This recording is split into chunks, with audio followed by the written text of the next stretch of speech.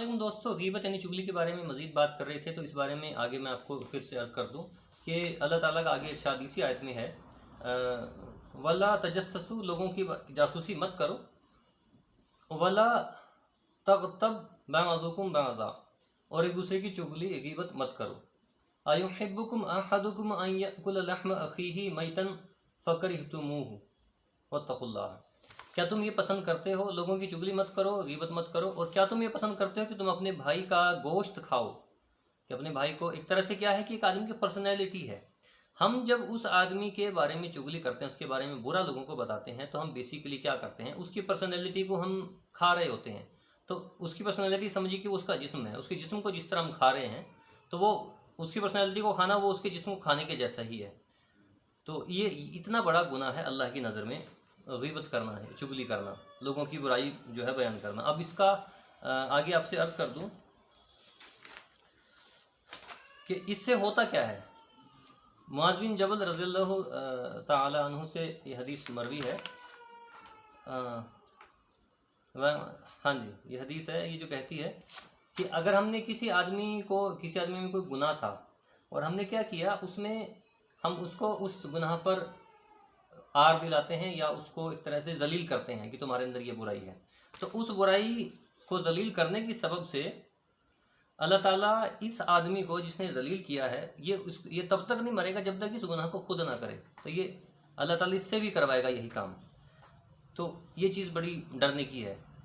उसके बाद इसमें अगर हम किसी का छुपा लेते हैं, तो आप देखिए, किसी को छुपा लेते हैं, तो दूसरी हदीस फिर ये है कि नबी सल्लल्लाहु अलैहि वसल्लम ने फरमाया कि अगर कोई बंदा दुनिया में किसी के गुनाह छुपाएगा, ये हदीस देखिए, तो अल्लाह ताला उसके गुनाहों को आखिरत में छुपा लेगा।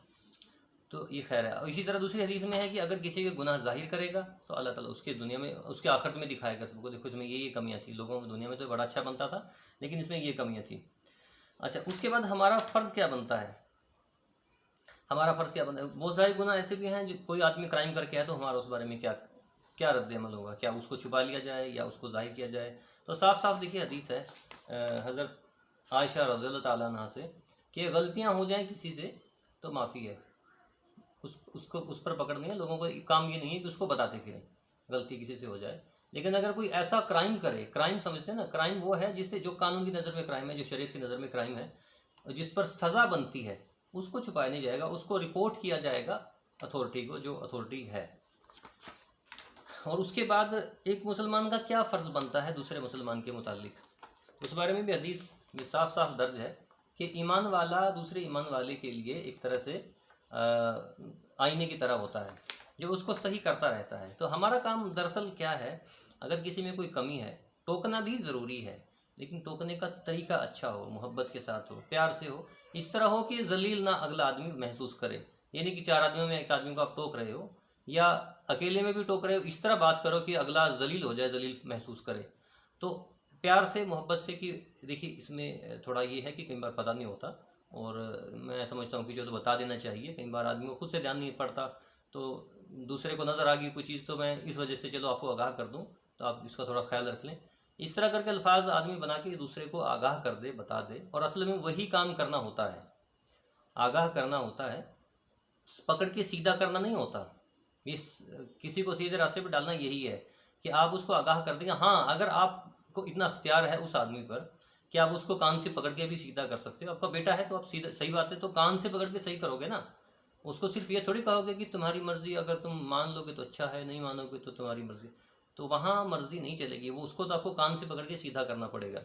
तो गीबत के बारे में ये जो बात हो रही थी, मैंने आपके सामने एक्सप्लेन कर दिया कि गीबत क्यों बुरी है और इससे हम कैसे बच सकते हैं, असल तरीका क्या है। एक चीज़ और आखिर में अर्ज़ कर दूँ, एक हदीस और भी है कि अगर कोई आदमी ऐसा है जो लोगों को, मान लो एक आदमी ठग लेता है, लोगों के साथ लूट मार कर लेता है, या कुछ वो चीट कर लेता है, फ्रॉड करता है, आपको पता है कि ऐसा है, तो उसके बारे में लोगों को आगाह करना, वो किसी आदमी को गुनाह से, किसी आदमी को उस आदमी की बुराई से बचा लेना, ये गीबत नहीं होती, इसको चुगली नहीं कहा जाता, ये भी नोट कर लीजिए।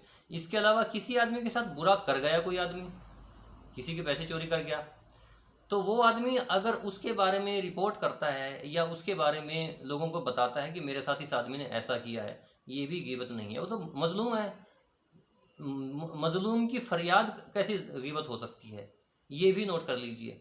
تو امید ہے کہ یہ کانسیپٹ آپ کو سمجھ میں آیا ہوگا۔ فی امان اللہ۔